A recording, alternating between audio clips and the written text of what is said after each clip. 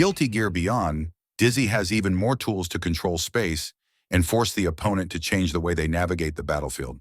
She also now has several ways to heal herself and deal damage to the opponent without putting them in hit or block stun, just like Wings of Light. Divine Intervention. Dizzy will be protected by a beam of light if the opponent's block string exceeds a certain number of attacks. The gauge that appears when Dizzy blocks indicates how close Divine Intervention is to activating. It started out as just light. This move releases an ice sphere and a flame sphere. The ice sphere will freeze the opponent upon hitting them, while the flame sphere's damage cannot be negated by blocking, but will not put the enemy in hit stun. My Talking Buddies. This move enters Dizzy into a stance that summons a fish that attacks in a unique pattern depending on the next two attack buttons that are inputted. The fish does not disappear when Dizzy is being attacked and only goes away if it's hit at least 2 times or finishes its attack sequences. For Searing Cod. Summons a fire pillar that launches the opponent upward. Firefield. This follow-up move is usable after 4 Searing Cod and will set the floor ablaze, causing both players to sustain continuous damage if they stay on the ground. Satellite. The punch version of Satellite creates a summon that heals you over time.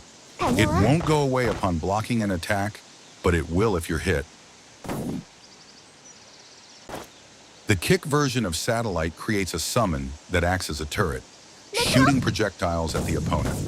The projectile's damage cannot be negated by blocking, but will also not put the opponent into hit stun. Equatic Prison. Release a summon on the ground that advances forward and locks the opponent in place if they step on it. If the opponent's burst gauge isn't full, the Aquatic Prison will siphon the burst gauge for as long as the enemy is captured. The attack needs to be blocked low. Flight. Inputting Taunt in midair will enable omnidirectional movement and disable air dashing and double jumping. You can use air normals and smackdown during this unique stance. If you ascend too high, Flight will end and Dizzy will fall to the ground. Flight creates great opportunity to mix up the opponent. Flight cannot be reactivated until you touch the ground. I Froze the Horizon. Places a block of ice in front of Dizzy that acts as a wall between her and the opponent, preventing them from reaching her through conventional methods. This move costs 25 tension. I Froze the Skies.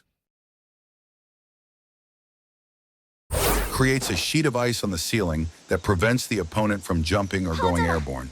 It cannot be blocked, ignores armor and invincibility. But if the opponent uses their Psych Burst, it'll disappear early. Hellish Inferno. This attack has invincible startup and sets the floor ablaze, causing the opponent to take continuous damage if they stay on the ground. It will also cause projectiles to rain down from above. This move costs 50% of your tension. Instant Gamma Ray. An alternate version of Gamma Ray that cuts to the chase but deals less damage than the standard version. The standard version's input is now the same as it was in past titles, and as a quality of life change, the cutscene doesn't initiate unless the initial beam hits the opponent. Instant Gamma Ray costs 25 tension. Cryo Prayer.